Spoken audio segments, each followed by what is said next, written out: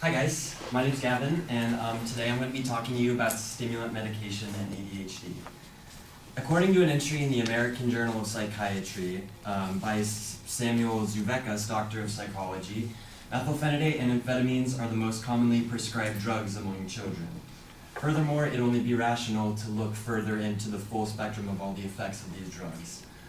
When doctors prescribe this medication, they tend to overlook a few major points which we'll cover today. First, stimulants have not been studied over a long period of time. Second, stimulant medications have dozens of negative side effects. And third, stimulants are prone to abuse. All of these claims help to solidify my major claim.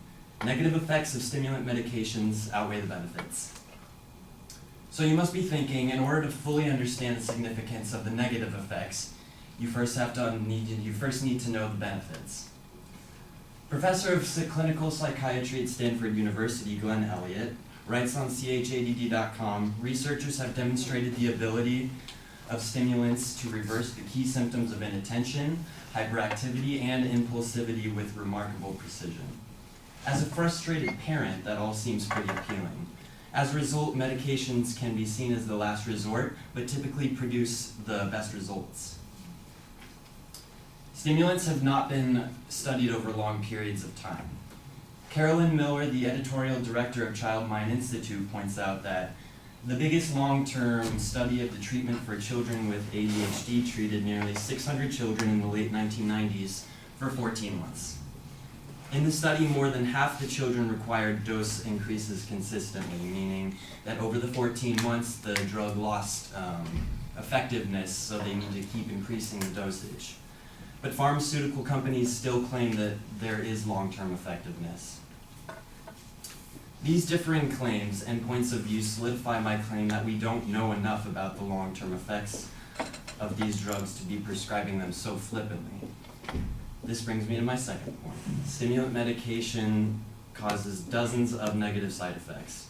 Just to name a few: nervousness, restlessness, problems sleeping, restless leg syndrome, headaches, change in sex drive or ability, vomiting, and weight loss. Speaking from personal experience, the headaches are the most debilitating side effect, and here's why. Stimulants tend to make patients hyper-focus on things, and the medication naturally causes headaches. So when you get the headache, you're hyper-focusing on the pain, which makes it astronomically worse. And that, in turn, takes away the purpose of the drug.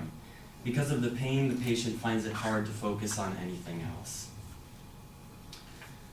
I don't know if you noticed, but I'm a pretty skinny dude. I take medication, so I lose my appetite and I don't eat lunch, which, for aesthetic value might be desired by some people, but I have vitamin deficiencies, and in turn that causes more problems, leading into an even bigger problem.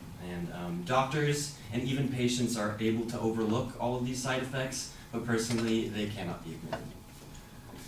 And then third, stimulants are highly prone to abuse. Cassie Goldberg from drugfree.org released statistics in 2008 indicating that 1 in 8 teens reports having misused or abused Ritalin or Adderall at least once in their life. The rising numbers of undiagnosed students using prescription stimulants undoubtedly contributes to the crime rates all over the U.S. Forget not knowing about long-term effects of stimulants on diagnosed ADHD patients. We know even less about the long-term effects on non-diagnosed patients. The demand for stimulants is high, especially on college campuses. College students use it as a study aid.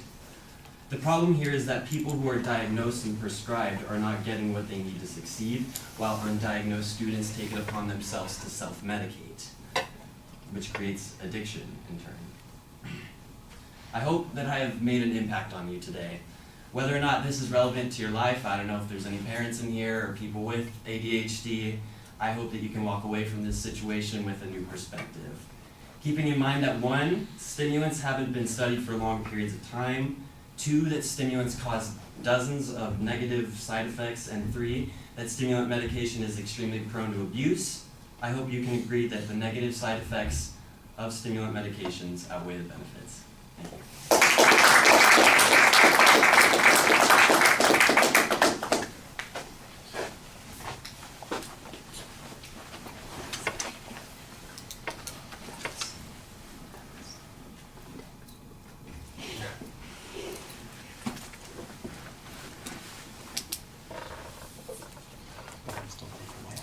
All right, Gavin, I like the subject as being identified at the beginning. I think you have a good quote that you use as both an attention device and to demonstrate some controversy on the issue.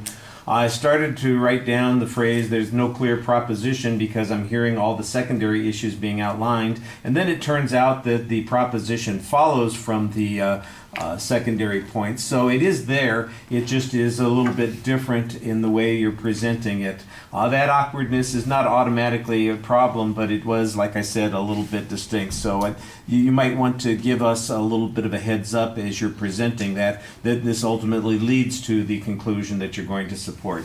The signposting, like I said, there's a good layout at the beginning, and in the body of the speech you do an excellent job signposting those points.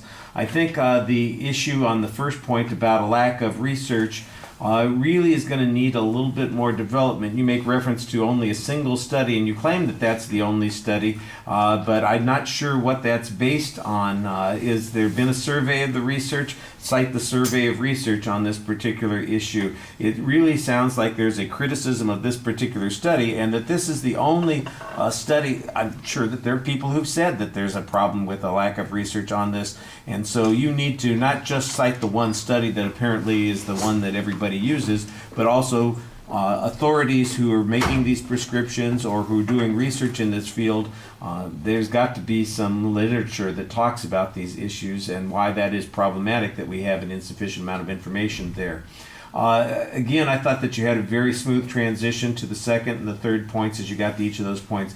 On the issue of side effects, you have a long list of potential side effects, and I didn't hear any sources being attributed to those side effects. The only evidence that I got on that was your personal experience on the headaches, and I have no doubt that you are sincere in describing your own experience. How generalizable that is, though, I think is questionable, especially when you're making a comparative argument about what the benefits versus the costs are here. Then we need to know the frequency with which those sorts of side effects occur. If there are 10 million people who are being treated for these disorders using this medication, and only 500,000 of them have these side effects, then it sounds like it's, the preponderance of the problem is really with a small segment. If, on the other hand, those side effects are felt by a lot of people, and even if they don't feel all of the side effects, but they feel some of the side effects acutely like you do, then I think that that would be something that you should be able to document a little bit more.